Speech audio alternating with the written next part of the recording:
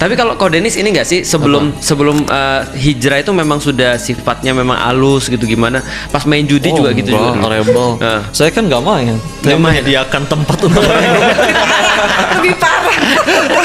tapi memang dari dulu santai, sabar gitu. Enggak ya? Beringas juga, susah diatur, rebel. Tapi jadi justru kayak nanti capek kok. Capek hidup bener-bener. Oh, sebetulnya bukan yang pemberontak beringas kayak gimana juga bukan.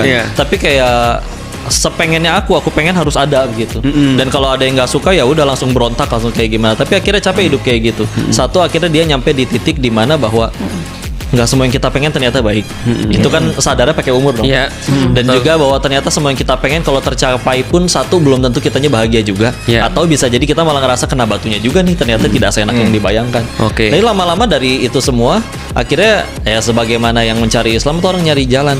Berarti gimana ya biar bahagianya tanpa alasan, tanpa batas, tanpa di luar, karena di luar ada banyak orang berbuat baik tapi kadang ditanya kenapa kamu baik? Biar orang baik.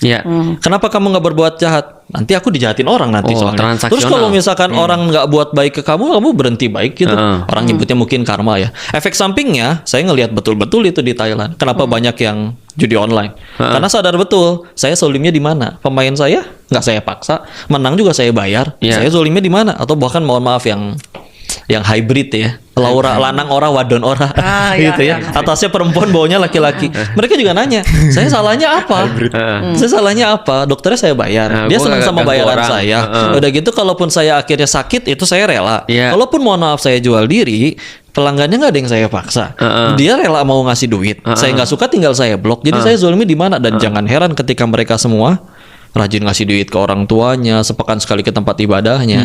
Baik kan? Tapi baiknya menurut standar siapa dulu? Ketika baik menurut standar masing-masing, capek juga. Apalagi kalau kita milih nggak baik.